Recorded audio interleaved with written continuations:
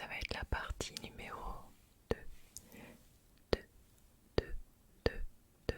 Donc je rappelle, ce sont des questions anonymes que ma commu sur Twitch m'a tout simplement préparé. Donc voilà, il y a un petit peu tout dans cette deuxième partie, pardon. On va parler apparemment de voyage, du domaine professionnel de la cuisine et autres. Donc voilà, installe-toi bien confortablement et let's go pour les questions. Alors, première question qui concerne le voyage. Est-ce que tu aimes voyager? Si oui, une destination qui te fait rêver? Alors oui, j'aime beaucoup voyager, mais voyager coûte cher. Donc pour l'instant, c'est vrai que j'ai pas de voyage de prévu parce que je suis en pleine reconversion et que je mets l'argent ailleurs. Mais bien sûr, j'ai voyagé dans ma vie, j'ai eu la chance de voyager tout de même un petit peu. Et j'adore, j'adore. J'ai fait l'Égypte, ça a été mon premier voyage en 2008 et 2009. L'Égypte, oui, là je suis tombée follement amoureuse de l'Égypte, j'adore. Je suis allée plein de fois en Italie parce qu'avant j'habitais en Allemagne, dans le sud de l'Allemagne, du coup c'était assez facile pour moi de rejoindre l'Italie. Une destination qui te fait du coup rêver, donc c'est une destination que j'aimerais bien aller, oui bien sûr les États-Unis, la Thaïlande, l'Écosse, j'y suis déjà allée quand j'étais petite, mais j'ai vraiment envie d'y retourner. Ce pays est chargé d'histoire et j'aime beaucoup l'histoire. Donc l'Écosse,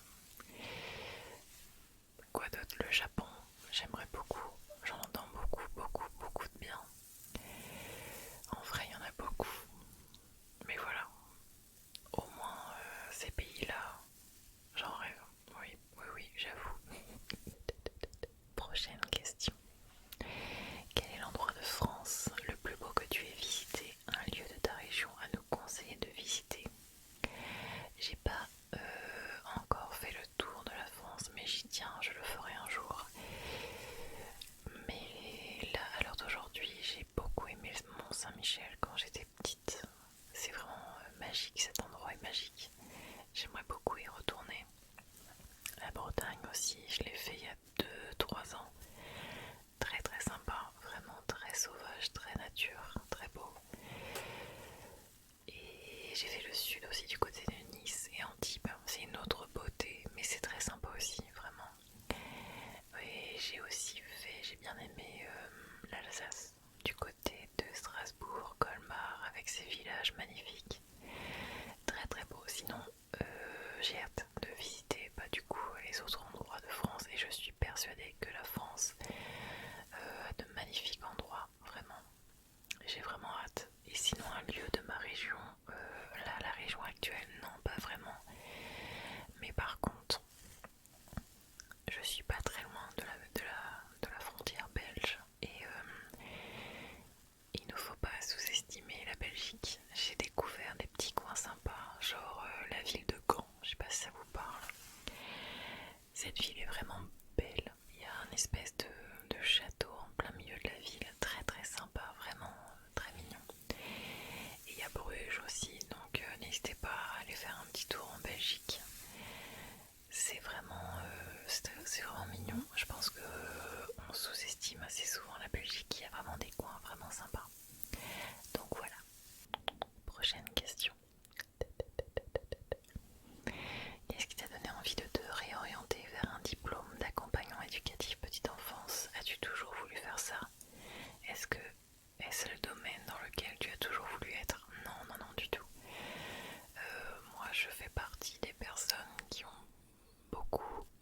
eu beaucoup de mal à trouver leur voie professionnelle depuis toujours. Donc du coup j'ai touché à tout. J'étais un petit peu le couteau suisse de l'entreprise. Et bon, c'est un mal pour un bien. Je suis assez débrouillarde donc ça va, tout va bien. Et j'aime bien toucher un petit peu à tout.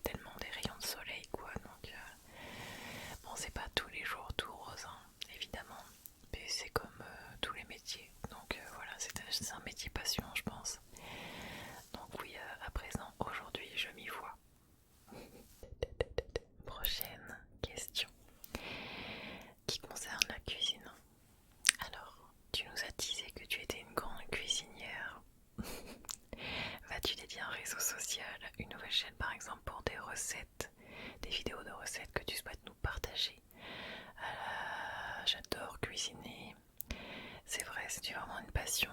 Je suis très gourmande, hein, vous avez bien compris. Du coup, j'aime beaucoup cuisiner, vraiment, je compte pas le temps. Je passe beaucoup de temps à cuisiner de A à Z parce que j'aime beaucoup les produits frais, etc. Donc, dédier un réseau social, je pense pas parce que ça prend beaucoup de temps.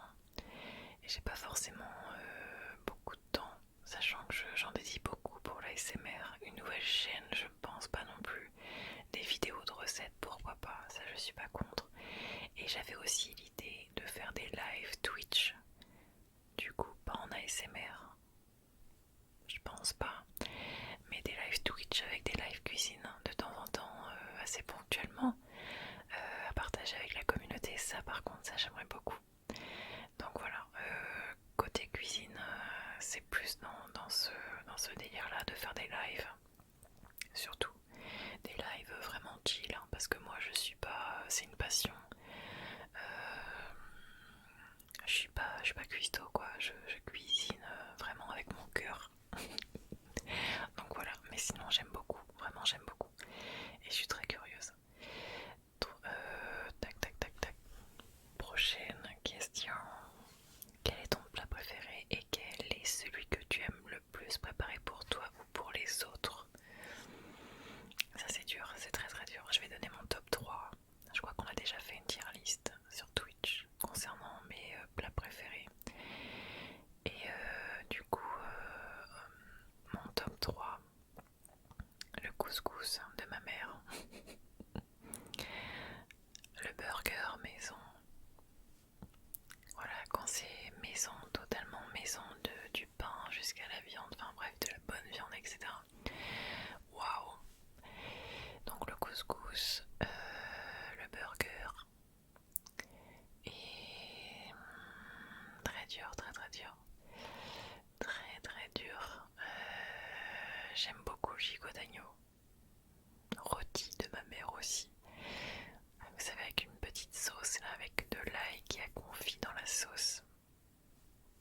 Ça c'est un délire. C'est vraiment trop trop bon. Et du coup le plat que tu aimes le plus préparer pour moi. En vrai il y en a plein. Pour moi, parce qu'aujourd'hui j'ai un régime un peu spécial où je limite les glucides. À l'heure d'aujourd'hui, je dirais comme il y en a plein quand même. Mais j'aime bien préparer des fruits de mer avec de l'ail, tu sais, de l'ail, du persil, j'adore ça. Voilà, je dirais des petits fruits de mer comme ça, revenus avec de l'ail, du persil, un peu d'huile d'olive, etc. Et un petit filet de citron. Bah là je dis pas non. Et pour les autres, j'aime beaucoup faire les risottos. Voilà, j'adore faire les risottos. Il y a une recette de risotto fenouil, une dinguerie. Tu fais un risotto de fenouil avec justement un peu de poisson ou des Saint-Jacques, des crevettes, ça passe super bien. Risotto champignons, risotto, tout ce que tu veux. J'adore faire le risotto. J'aime beaucoup faire les lasagnes aussi. J'en ai fait plein de fois. Voilà, je pense que c'est deux plats, effectivement, que j'aime beaucoup faire. Lasagne, risotto, avec des variantes. Des variantes assez sympas qui changent. Question suivante. Alors, penses-tu être une meilleure personne qu'il y a 10 ans? Waouh! Penses-tu être une meilleure personne qu'il y a 10 ans? Il y a 10 ans, donc du coup j'avais 23 ans. En tout cas, je ne sais pas, j'évolue comme tout le monde, hein. Il y a 10 ans, j'étais pas une mauvaise personne. Je ne pense pas. Mais par contre, je pense qu'au fil du temps, pour chacun de nous, on évolue et on devient progressivement, en tout cas je l'espère, une meilleure version de nous-mêmes. Donc je dirais oui, bien sûr, je pense pas avoir régressé par rapport à il y a 10 ans. Mais ça, je pense que c'est global. C'est pour tout le monde. Donc oui, je pense être une meilleure version. J'évolue une meilleure version de moi-même. Prochaine question. Est-ce que tu aimerais que la toi dans 10 ans n'ait pas oublié? Ah, ça c'est une très bonne question, dis donc. Je n'oublierai jamais d'où je viens, ça c'est clair et net. J'ai pas eu une enfance facile, j'ai pas eu une adolescence aussi facile. J'ai eu, ouais, et ça j'oublierai jamais d'où je viens, par quoi je suis passée pour arriver à ce que j'aurais pu réussir dans les 10 ans précédents.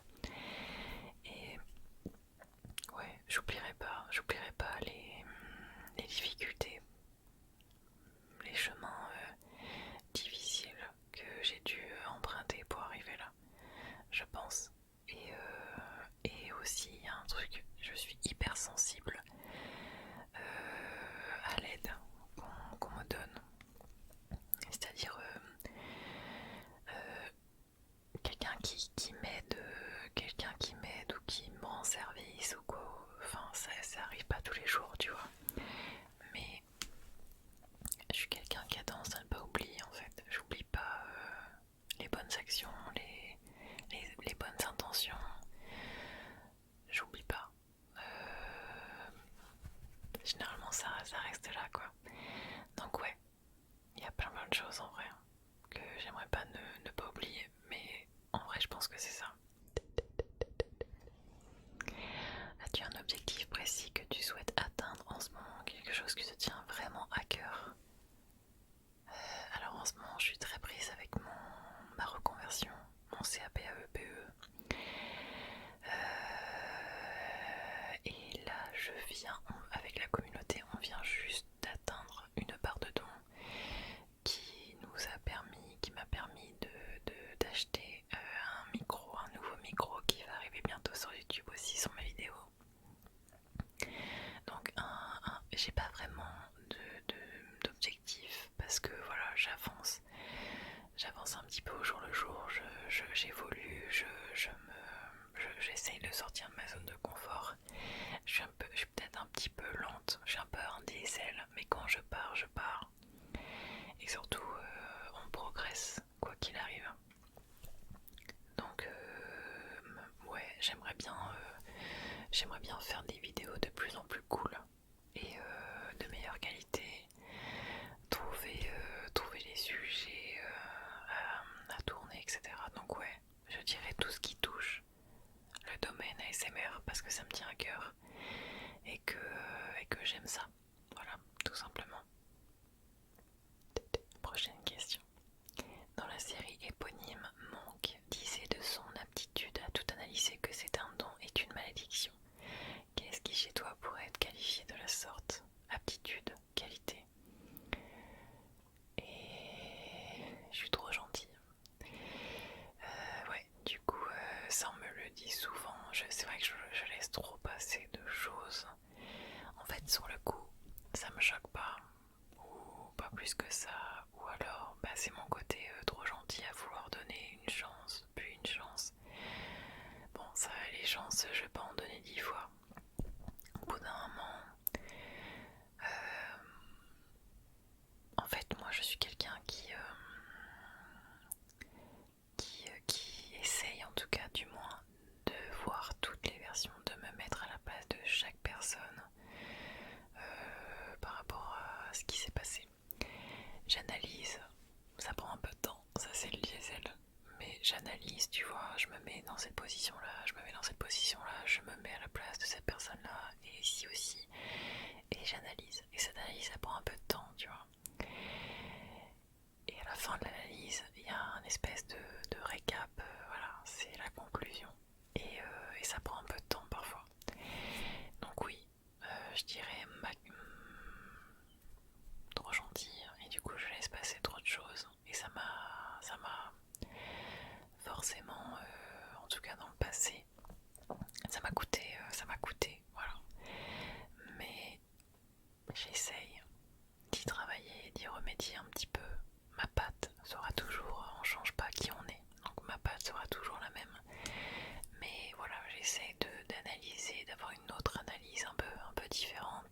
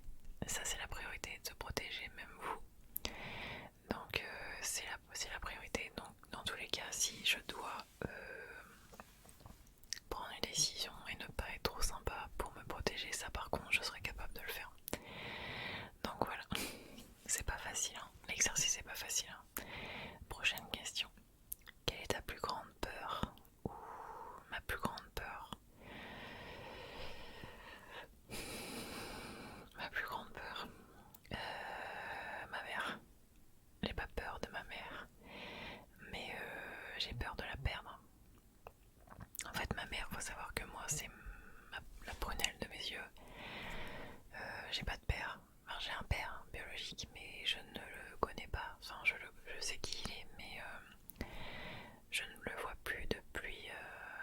Ça fait 20 ans que j'ai pas vu mon père. Donc ma mère, ouais, ma plus grande peur c'est ça. C'est la peur de la perdre. Parce que mais je tiens trop en fait. Et ça va être très difficile. Je veux qu'elle vive le plus longtemps possible, ma mère, parce que ça va être très très dur. Vraiment. Vraiment, vraiment. Donc voilà, pour répondre à la question. Prochaine question. Parle-nous un peu de ta passion pour les pierres précieuses. Quelle est ta pierre préférée? Celle que tu aimerais t'offrir? Waouh! J'adore les pierres, je crois que j'ai eu un coup de cœur. Ouais, j'ai eu un coup de cœur quand j'ai eu 27, 28 ans. Aujourd'hui j'en ai 33. Les pierres, il faut savoir que mon amour quand même a commencé au sein de ma famille. Mes grands-parents avaient une espèce de géode améthyste énorme sur le buffet. Et c'est là que ça a commencé, ma curiosité pour les pierres. Et du coup ça vient de là. Et après j'ai laissé un peu tomber jusqu'à mes 27 ans. Et là je me suis dit waouh. Quand j'ai revu les pierres et tout, ça m'a rappelé des souvenirs d'enfance avec cette géode. Et l'amour, vraiment, ça m'a repiqué. Je me suis fait une collection, une jolie petite collection, que j'aimerais d'ailleurs vous présenter, pourquoi pas, avec grand plaisir dans les prochaines vidéos YouTube. Et sinon, ma pierre préférée, bon, il y en a beaucoup, hein, mais je vais quand même dire l'améthyste, parce que c'est la pierre qui était sur le meuble. La grande géode améthyste qui était sur le meuble de mes grands-parents que j'aime. Et voilà, mes grands-parents qui sont plus là. Et du coup, forcément, je peux que dire l'améthyste. C'est la pierre familiale pour moi. Et celle que tu aimerais t'offrir, oh, il y en a énormément. Après, les pierres, plus elle est grosse, plus elle est chère. Il y a des pierres plus ou moins rares et il faut avoir de la place pour les exposer, pour les voilà, ouais, les exposer. Et du coup, il y en a beaucoup. Je t'avoue qu'il y en a beaucoup. Mais je prends le temps, vraiment, c'est vraiment un plaisir. J'adore aller dans les brocantes, dans les salons et prendre le temps de pas tout acheter comme ça d'un coup. J'en ai déjà pas mal. Mais j'en ai beaucoup des petites. Et bon, les petites, forcément, c'est moins cher. Mais maintenant, à l'heure d'aujourd'hui, je préfère en acheter moins, mais des plus grosses. Parce qu'elles sont vraiment, vraiment magnifiques. J'adore. Donc voilà, prochaine question.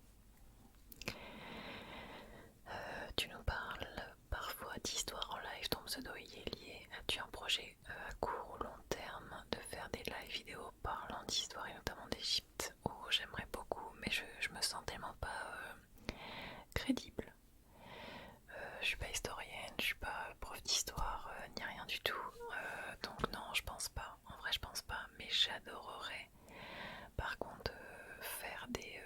Il y a une streameuse qui a fait ça il y a pas longtemps, c'est Trinity sur Twitch, qui a été visiter l'Égypte, notamment. Quand j'ai vu ça, comment vous dire, j'étais émerveillée, vraiment, c'est fou. J'adore Trinity, je l'aime depuis longtemps déjà.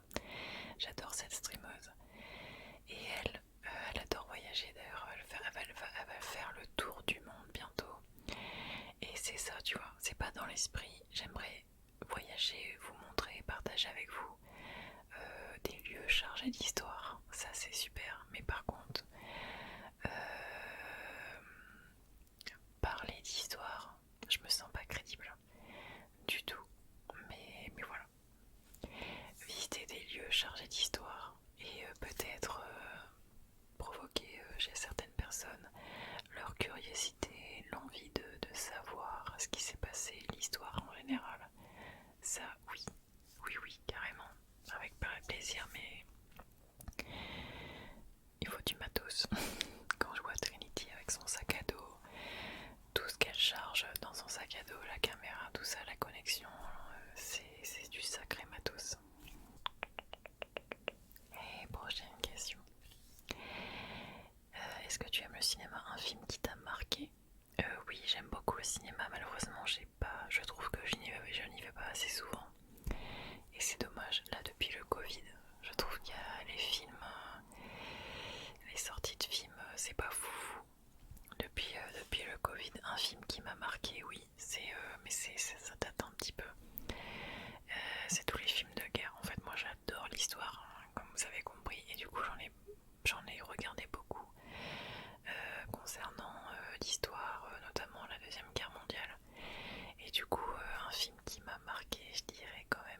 Schindler.